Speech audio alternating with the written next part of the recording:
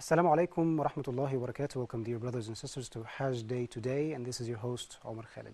So, we talk in this program about different lessons that we learn from Hajj in our lives. Like the first episode that we had with Brother Junaid, we talked about the essence of Hajj. And the next episode with Brother Abdul Salam, we talked about racism. It was really huge because we had a connection between racism and like the West, and also among the Muslims themselves, not to bury our heads in the sand and to avoid this great issue that is prevalent in some areas, unfortunately, of the Muslim world. So Hajj actually can be a cure for everyone in the Muslim nation, not only those who go and perform Hajj, but also those who are not going to perform Hajj in their lives. So inshallah, we're going to talk about the effects of Hajj on the soul in this episode. But before this, let's welcome our guest, Brother Ismail Tarawali. Assalamu alaikum, Brother Ismail. Wa alaikum salam wa rahmatullahi wa barakatuh. Thank you for having me. It's my pleasure, and I always enjoy being with you, Brother Ismail. Like in Huda tonight, we talk about different issues, mashallah. And mashallah, you are specialized in different fields, mashallah, in translation and also in politics. And mashallah, you work in the media too. So you're multifaceted.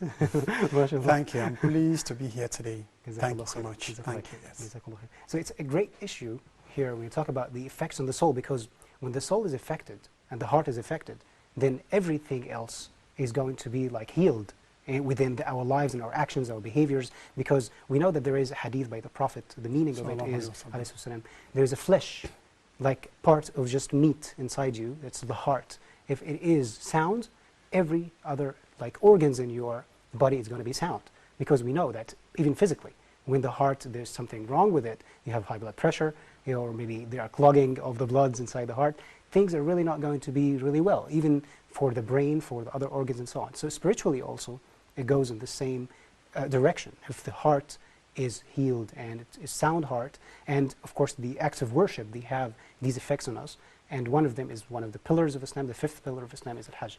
So we want to start with like talking about in general. I know that you never performed Hajj before, Brother Ismail, and me too, but we hope to do this. But we can start as a general view. What's your general view about Hajj and its effect on the soul? Well, thank you for the question, actually. And, you know, Hajj is something that is great to the lives of all Muslims, because it's not only, you know, a ritual of Islam, but it's one of the major pillars of Islam. So, and that's why in the hadith of the Prophet ﷺ, he mentioned the first thing, the kalimatu shahada, the salah, all these things, and then he said the Hajj. And if you look at the Hajj itself, it's not like the obligation of other worships. The obligation of Hajj is only once in a lifetime. And of course, it's not up on everybody who does not have the chance, financial ability, the health to perform the Hajj. So you see, it's a great worship in Islam. So the impact of Hajj in the soul of everybody, imagine when people are gearing towards going to Mecca to perform this great worship. They make preparation for months, sometimes for years, especially in poor countries, wherein people have to strike to get the fees, to buy the ticket, to do all the hotel reservation, all that they need. So with this kind of, all this time they spend in getting preparation, that is actually going to shape their hearts. It shapes their lives. It shapes their behavior. And after the Hajj, when they go back as people, as new people in themselves. You see them being people who actually help in resolving problems in their society. They keep away from everything that God has forbidden, and they make sure that they hold on things that God allows them to do. And that's why you find people, most of the people who perform Hajj, when they go back to their people, they find a very new life. They are respected. They are actually the foundations of their societies. They are, they take them as people who are very special in their societies. So I pray that you and I have the opportunity to go to perform Hajj. I really like this, Brother Ismail, when you said that preparation, and even for years, and that is a lesson for other acts of worship too, because sometimes, like, we have problems as Muslims because we are like weak, we have weaknesses. Yes. And some people, they have questions like, I cannot maybe be like, I don't pray on time, or I delay prayer, or some of the sins I cannot just get over them. So you said really one of the foundational steps is to prepare for what's going to happen. Don't just do it by luck or just wait for circumstances to come by. So this is really nice, and I would like to elaborate upon it. Well, actually, Hajj, it costs money. Of course, everybody knows that. But the aim is not actually to go to perform Hajj and then you go back and then you have this kind of dressing of Hajj, people to see in your society that this man has performed Hajj or this lady has performed Hajj. This is not actually the motive of Hajj. The motive is to shape your own self, is to clean you. And that's why in the hadith of the Holy Prophet ﷺ, he said, Al-Umrah إلى العمرة كفارة لما بينهما والحج المبرور ليس له الجزاء إلا الجنة. Then when you look at this, connect this particular hadith to the hadith al-Qudsi about the Sawm. So we would like to translate. Yes, I'm going to translate this actually. Wherein the Prophet also said that كل عمل ابن آدم له إلا الصوم فإنه لي وأنا أجزي به. If you make a comparison between the two, you will see how great. Now, to come to the translation of the first one, when the Prophet said that the Umrah, between an Umrah and another Umrah, there is massive forgiveness to the soul, forgiveness of sins, shaping the life of the individual who has performed an Umrah this year and the other year. You understand? So this 12 months period, you have huge forgiveness. And then the Prophet did not stop there. He continues by saying that وَالْحَجُّ الْمَبْرُورِ لَيْسَ لَهُ الْجَزَاءِ إِلَّا الْجَنَّةِ. You see, there is no security, there is no barrier, there is no gate that will prevent you from going to heaven. If your Hajj is accepted, if the money you used to buy the ticket, if all the rituals of worship during this particular grand worship are confirmed correct, then there is no barrier between you and the heaven. You will enter paradise. So you're like born again. Born again. So can you imagine when the Prophet ﷺ assures you that if your Hajj is clean, if your Hajj is correct, if your Hajj is accepted, then there is no doubt that you're going to enter paradise. And of course, it is not only bounded to the rituals. It's not about circumambulation or like kissing the stone, or that, of course, is essential. Yes. But to change the behavior itself, like that's the purpose. That's the purpose. Yesterday, I was following the program that you had here yesterday with Abdul Salam, talking about Hajj, prevents discrimination and how do you racism. Look at this grand occasion when people come from all parts of the world, as to answer the call of Ibrahim, as stated in the Quran, that call upon the people, proclaim to come to perform the rituals of worship. They will come from all parts of the world, running. Some of them are coming on camels' backs. Different means. Some of them are coming on horse-backs. Some of them on cars. Some of them take planes. Some of them even use boats just to come to answer the call of Ibrahim. So look at this, the essence of this particular worship. When people convene, millions of people, we are in the same dress, in the same mood, going to the same direction, seeking one alternative. That's what? The acceptance of Allah. There is no other place in the whole of the world. No other place, whether in the Vatican, whether you talk about India, no other place wherein people can convene for one motive, that is to seek the acceptance of Allah. And when they go there, they do not only go there to ask forgiveness for themselves. Some of them, when they go there, all of them, they pray for their people at home. They pray for their societies. They pray for their countries. So those people who have the chance to go to perform Hajj have a great blessing. May God bless them, and may God accept us also to perform this Hajj. Beautifully said. And I really like the point of like not showing off, because maybe other acts of worship like prayer, I can see maybe somebody is looking at me in the mosque. Of course I have to fight this, but I can have a temptation that make the prayer longer or something like this. But it has millions of people around you. So, and as you said, they are just wearing like me, and nobody knows me. So there is no room for fame or to just, I want to be like a celebrity among them. Even if I'm a celebrity, nobody is going to actually have any focus on me. They have other things to focus on. Yes, that's correct. My brother, you know, Islam is, you know, there is no religion, no code of human behavior on this, in this world that can be compared to Islam. SubhanAllah. Islam is from God, and to him only everybody should have to worship. We do not worship because of the Imam. We do not worship because of Saudi Arabia. Wow. We do not worship because of our leaders. Islam is a total conviction in your own heart, and you perform all the duties of worship, from prayer to Psalm, fasting to Hajj. Look what happens when you go inside a prayer. Nobody goes with their shoes, because these are material things. One can have shoes of $1,000. Another one is a poor man, does not have anything. But when they go inside a prayer, they are all equal. They all have to, you know, stand shoulder to shoulder. No one is a king. No security is going to be front or behind. You are all equal. You stand there. Everybody is equal there. Nobody is different from the other person.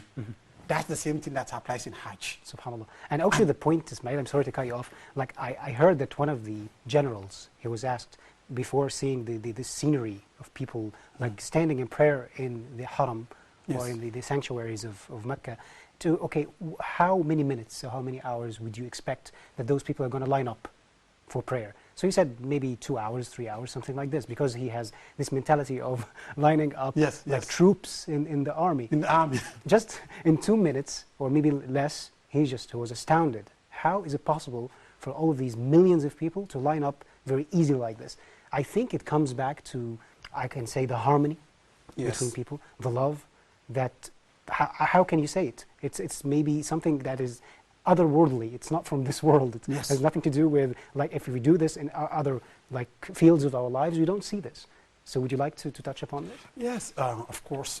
Thank you so much for mentioning this. You know, of course, we have seen a lot of gatherings in the world, whether in the Vatican, whether in the inauguration of presidents like in the United States of America or in China or other parts of the world. We are in a lot of people. Delegates come from all parts of the world. When they come with their ranks. They come with their own, you know, accreditations. I am a minister, I am this, a prime minister. All of them, they are given different stages, different recognition. But when it comes to the Hajj, like you said, everybody standing there. Nobody is harming the other. Imagine. When even we have some incidents that happen, you know, do happen during Hajj, where people die. But actually, this is not actually by people aiming to kill other people.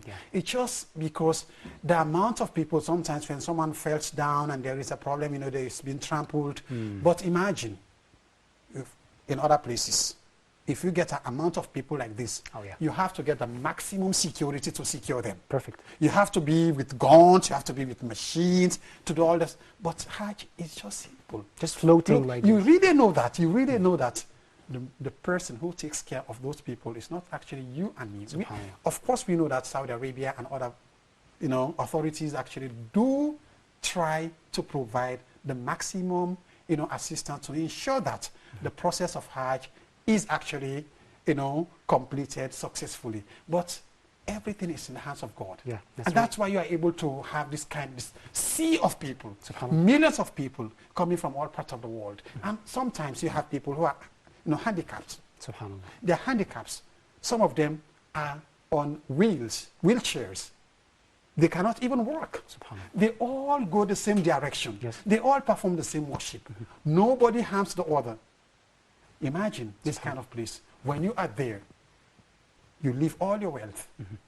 Here, nobody is different. I'm a minister. I'm a businessman. When I join the flight, I need a business class. In Hajj, no business class, no prime minister, no president.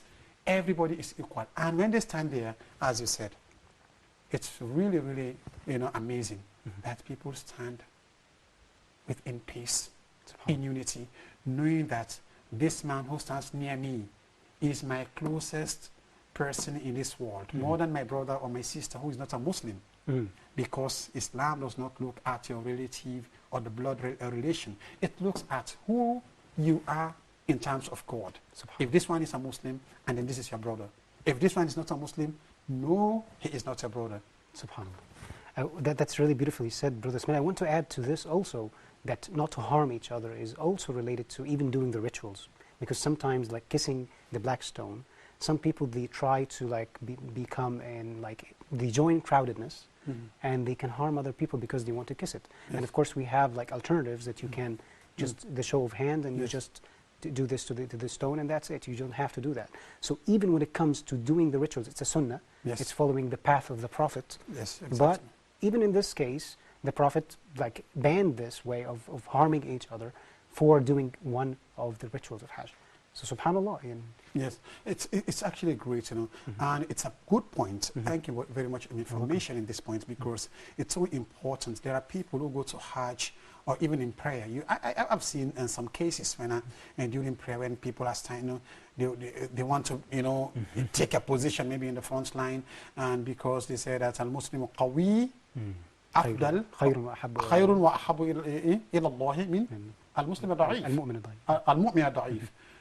So people behave as if, you know, they translate this hadith in a way that a Muslim who has the fist, who has the strength, is more powerful, is more beloved to God. But that's not the issue. It's not about the physical, you know. You know, Iman is not only about strength. Iman is about the heart. Iman is about your ability to avoid that which is not allowed in Islam.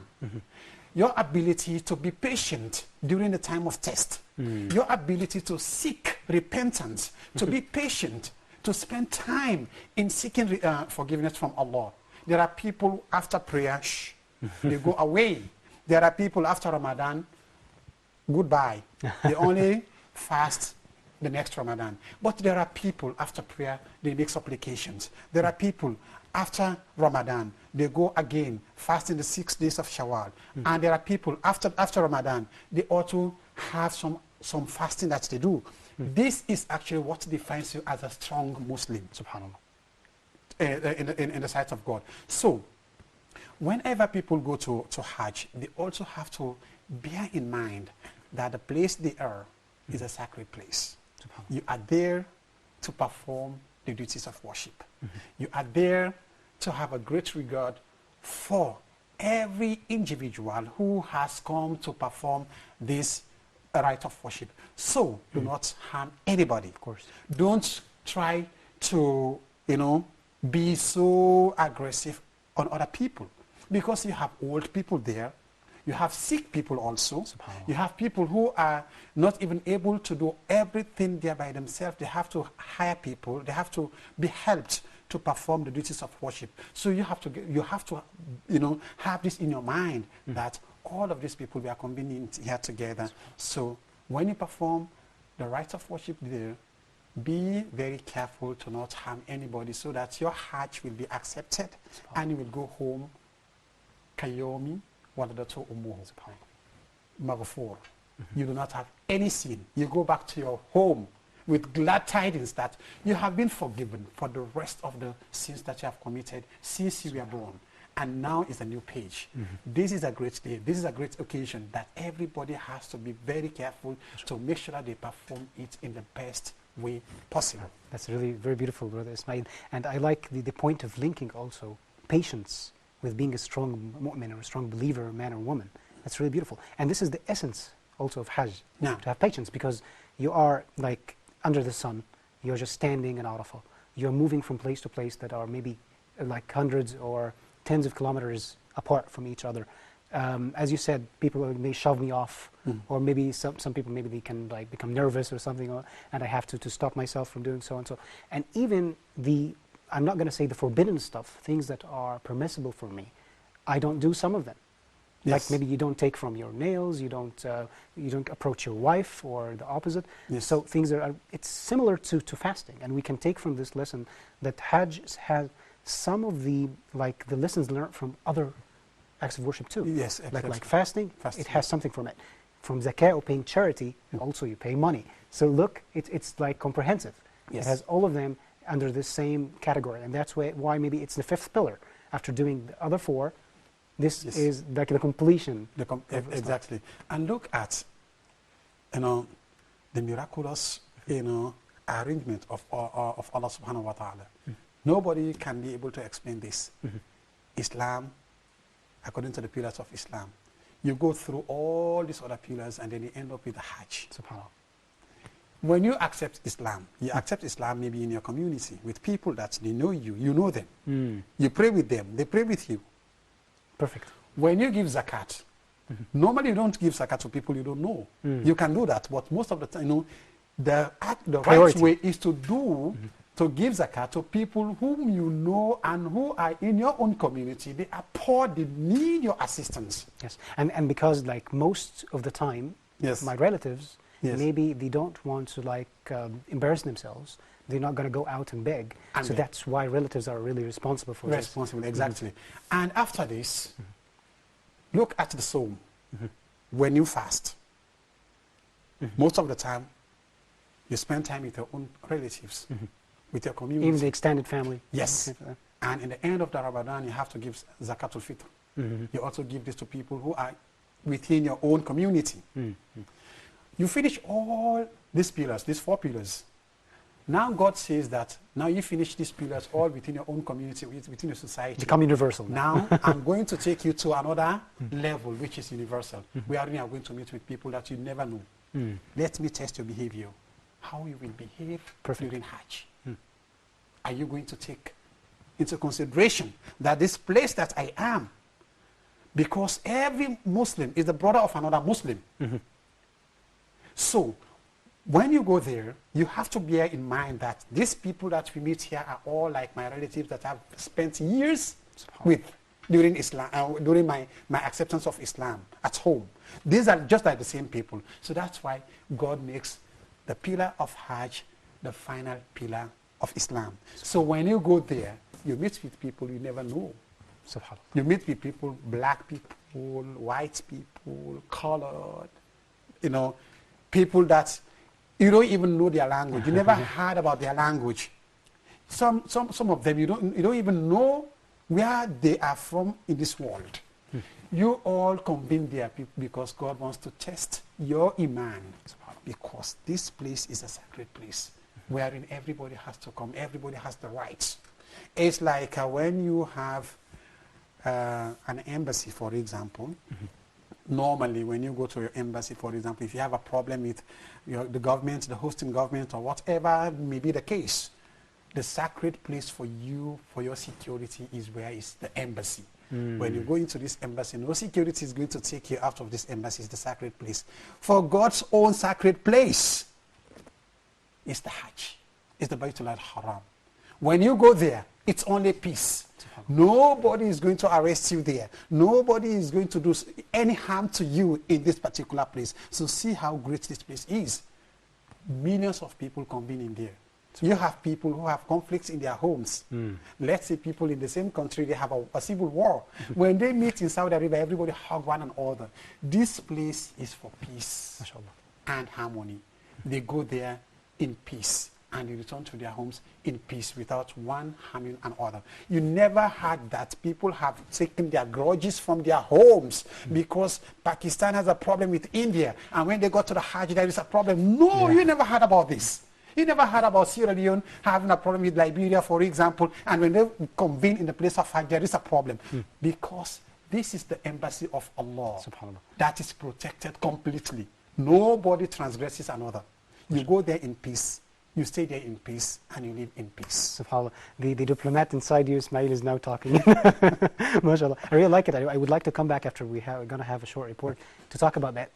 Can we use Hajj? And I think some of the caliphs did this. They used to like fix or reconciliate the problems between different nations and tribes. It's really beautifully said. We can politicize it. Yes, and come exactly. back Yes, to it. yes. So inshallah, we're going to come back after a short report. Inshallah. So dear brothers and sisters, we're going to have a short report and come back with brother Ismail Tarawali, inshallah. So you stay tuned. لبيك اللهم لبيك لبيك لا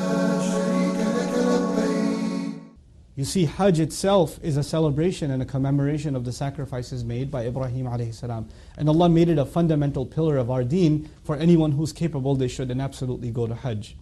So the first point I wanted to make is how essential. And by the way, if you look at the life of the Prophet ﷺ, it all culminates. The final conclusion of the entire thing is actually the liberation of the house of Allah, the removal of all of the idols, so only one God can be worshipped. The house of Ibrahim alayhi salam can be purified once again. فَلْيَعْبُدُوا رَبَّ هَذَا الْبَيْتِ. Having said all of that, every year when the Muslims go to Hajj, they are actually reliving the victory and the fulfillment of the mission of Rasulullah sallallahu alaihi wasallam. And so when we go as an ummah there, we are reminded of the entire seerah of the Prophet sallallahu alaihi wasallam, along with the entire seerah of Ibrahim alayhi salam, along with the promise we as a people made to Allah that we are going to carry this mission, carry this Islam to the rest of humanity. We rejuvenate that as a people every single year in this divine convention that is Hajj. Having said all of that, that's about us as a people, but what about us as an individual? What about each one of us that goes as an individual? You see, we have to understand that Hajj at the same time is the most personal experience you'll ever have, and at the same time it's probably the most communal experience you'll ever have. Millions of people dressed exactly the same way, doing exactly the same thing, fulfilling exactly the same rituals. It's incredible. Like there's nothing like it in the world, you know.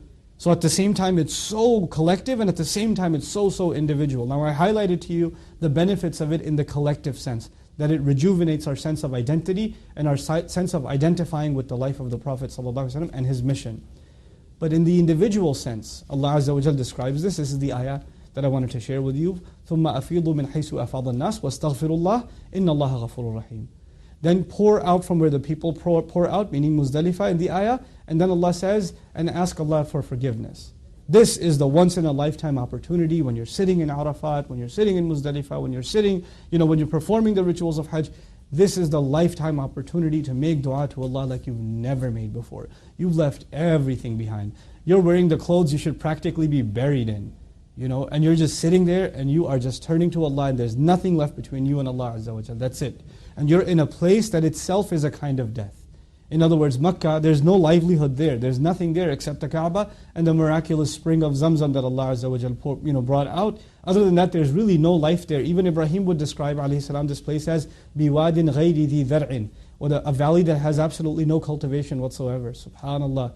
That is the place that we go to remind ourselves that we have stripped ourselves of all dunya and we are just turning to Allah in forgiveness. But in this ayah, Allah did not say, وَاسْتَغْفِرُ اللَّهِ وَاللَّهُ غَفُورٌ رَحِيمٌ. Seek forgiveness of Allah, and Allah is forgiving, extremely forgiving, always loving and merciful. He in fact said, وَاسْتَغْفِرُ اللَّهِ إِنَّ اللَّهَ غَفُورٌ رَحِيمٌ.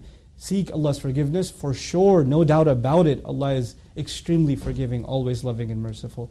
The benefit in Inna Allaha Ghafurur Rahim in this beautiful ayah is that Allah is giving us a kind of guarantee that if we do our Hajj right and we truly turn to Allah in forgiveness, then Allah is guaranteeing us that He will be forgiving and loving and merciful towards us. So I pray that this year and every year that comes after, that Allah, not only Allah gives you, those of you that haven't had the ability to go to Hajj, that Allah makes you capable and opens the rizq for you, that you can go and perform this remarkable ritual. And secondly, that when you go, that you earn Allah's forgiveness, that your istighfar and your du'as for your rizq, for your family, and more important than anything else, your salvation on the Day of Judgment, all of those du'as are fulfilled. Make a good collection of du'as before you go, so you fill every second with ibadah, with worship, and with asking Allah for what you need to ask of Him. And I finally pray that we as a people, every time we experience this remarkable journey of Hajj, our sense of commitment to the work of Ibrahim alayhi salam and the struggle of Rasulullah sallallahu alayhi wasallam is rejuvenated, and our job as an ummah, what is supposed to be our job as an ummah, is refreshed in our hearts.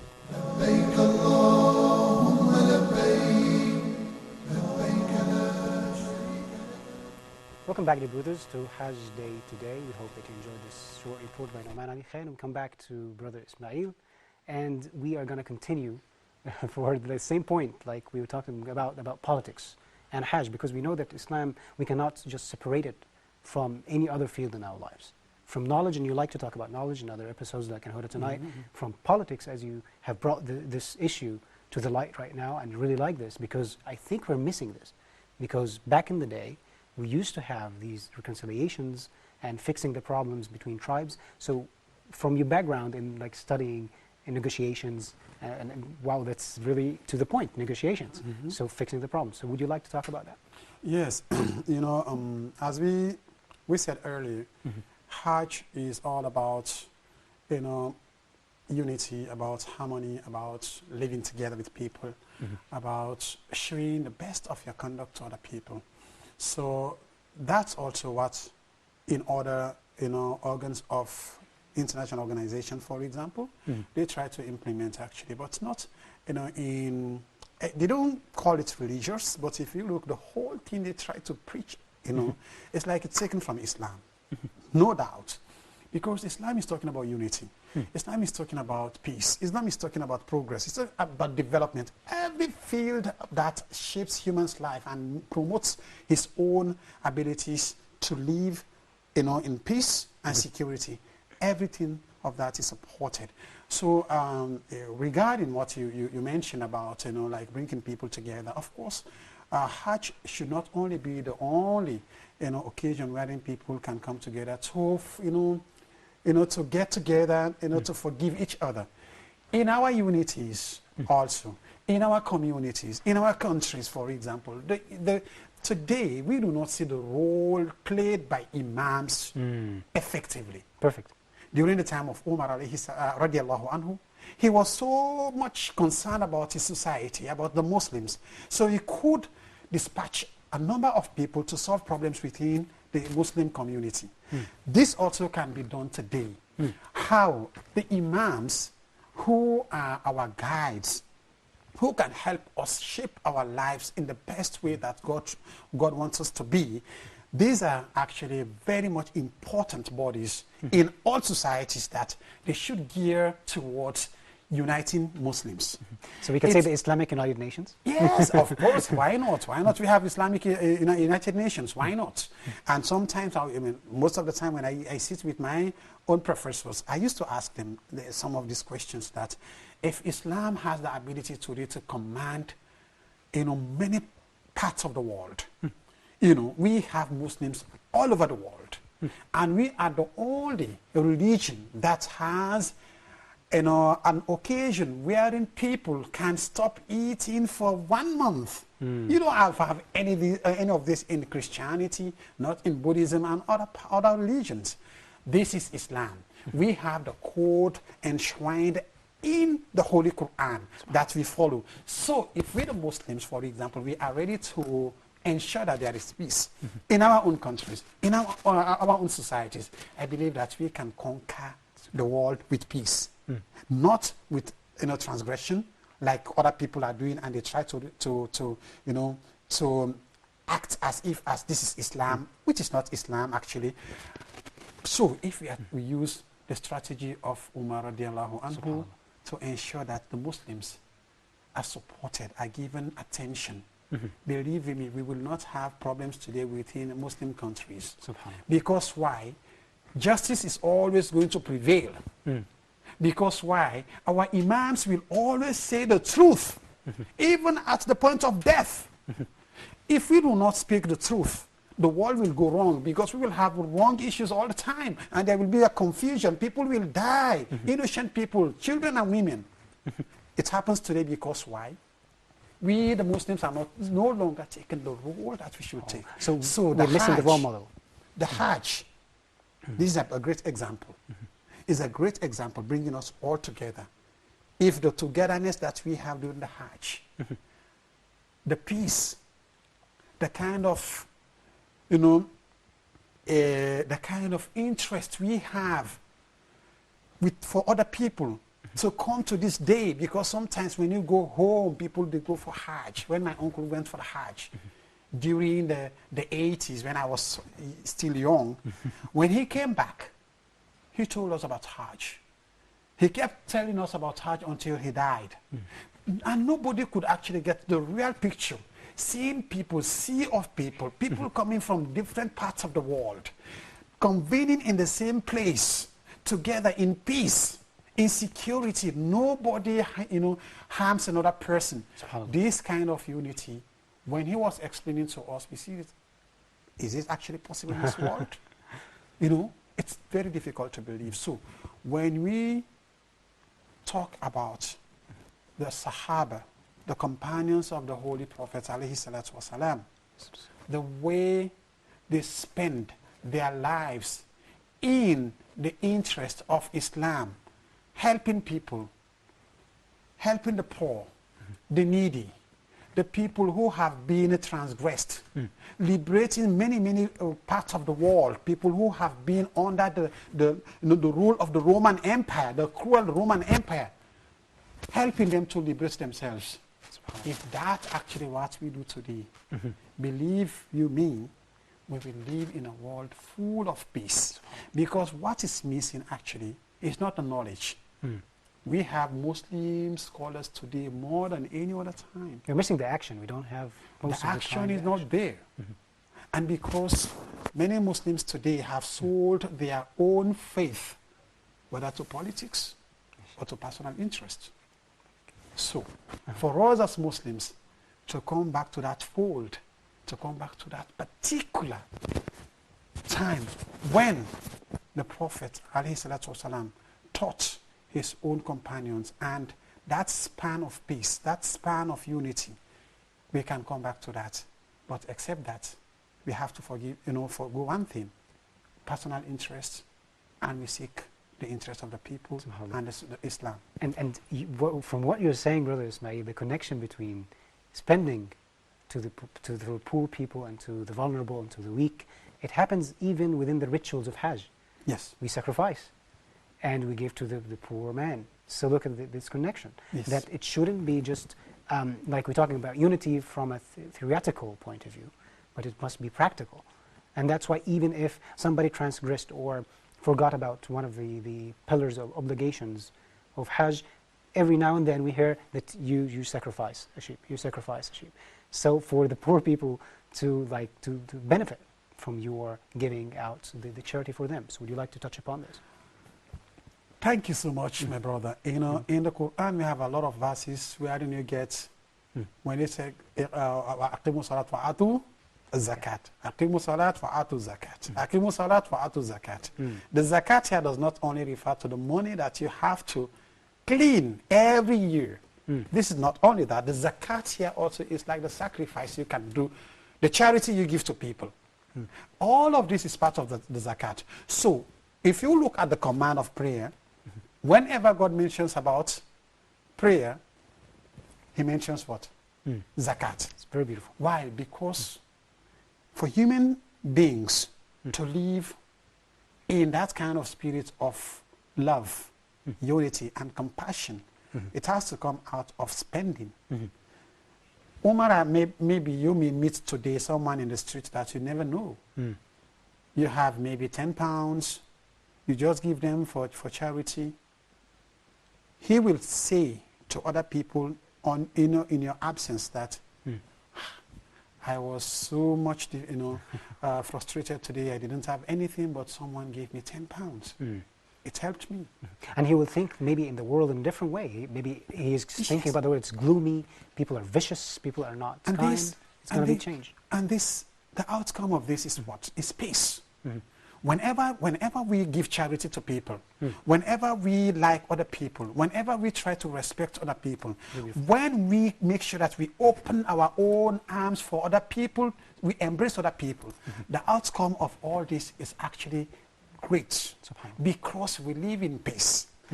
Zakat is very important. The animals slaughtered during the Hajj are not actually eaten by the people who slaughter them.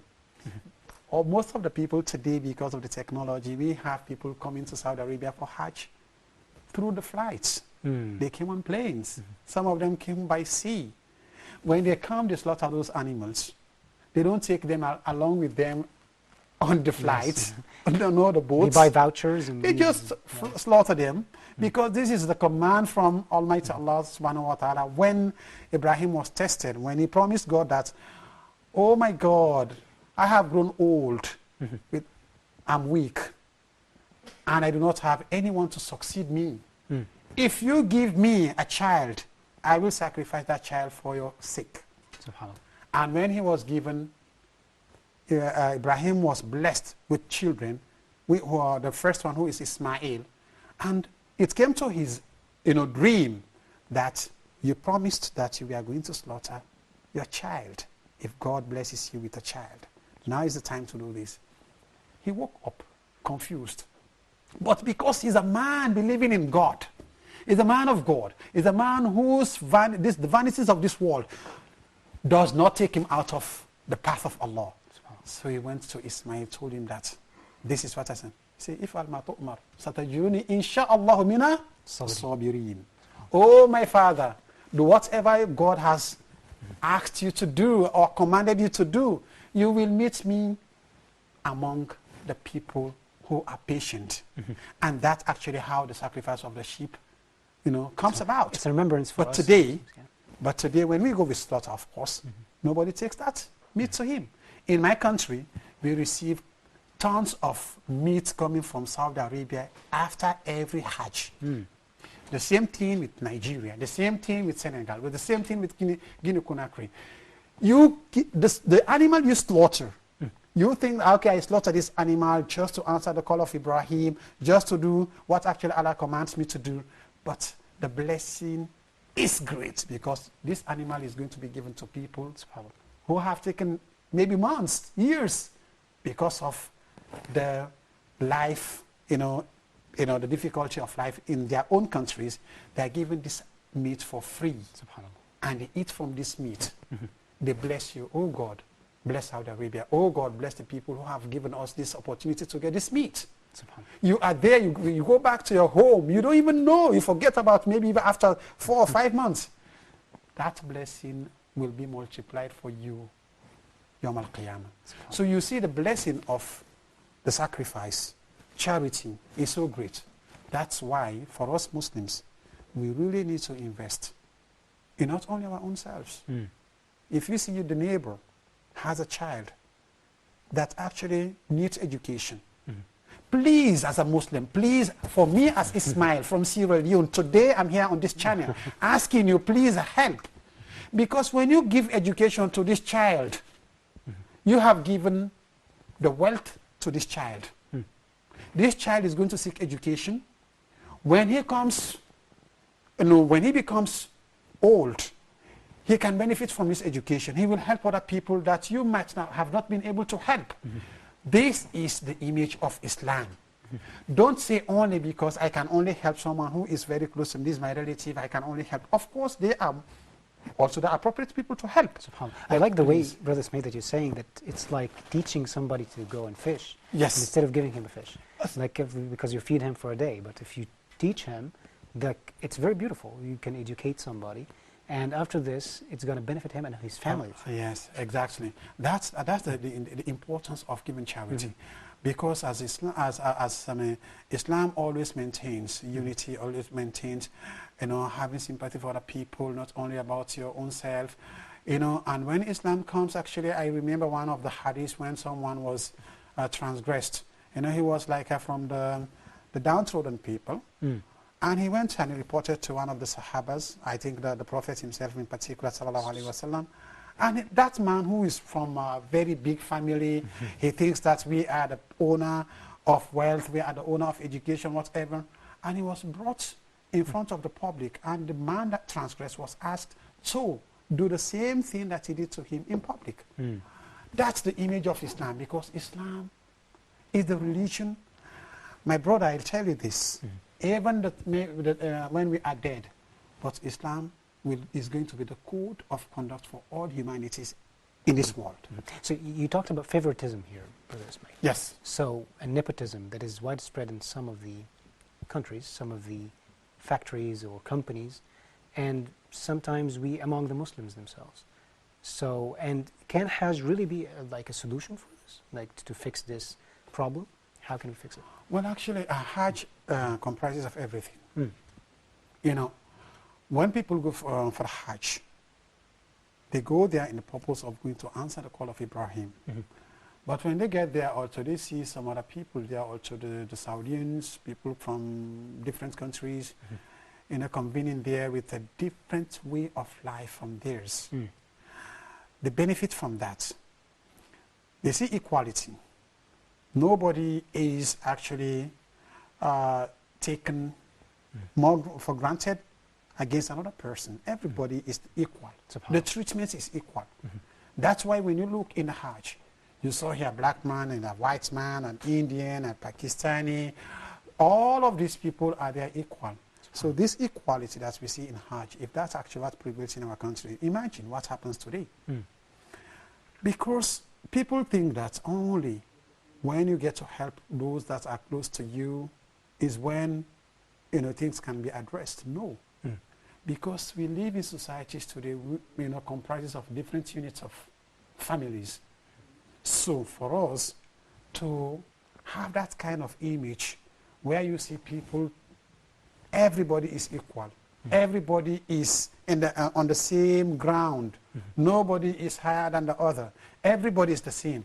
If we have that kind of practice in our own society, for example, we make sure that jobs are not, given to people that maybe have political connections. They have connections with people who are wealthy people, because this boy or this man or this lady is from A or Z. We only serve our people on the same footing. Imagine what happens. You disseminate the wealth to everybody. Of course, whenever we do give opportunities to people for responsibility, for example, we have to look people's qualities. People's qualities are very much important. If you have the qualities, then you get it. If you do not have, okay. That's actually what prevails in many countries in the West. They have their problem. I know. Yesterday I was online arguing with one of my friends, whose name I can't mention. He is also in the US, because a week ago, my country, Sierra Leone, was actually devastated by a massive flood that killed nearly 1,000 people. Wow. So everybody was saying that, look, what is happening in Sierra Leone? It's because of the authorities. It's because the government is not doing much. It's because of A and Z and all. Everybody keeps saying whatever they want to say. That is democracy. That is the freedom people have to expression. But when, just before yesterday, Texas was hit by a hurricane, you know what happened? A lot of people are displaced. As I'm talking to you right now, the city or the place is sinking.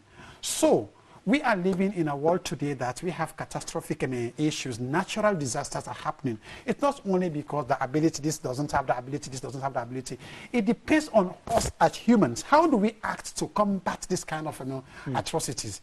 We have wars. How do we actually unite ourselves in order to solve our own Don't problems? wait for so all of these outside things. forces. Don't wait for outside forces.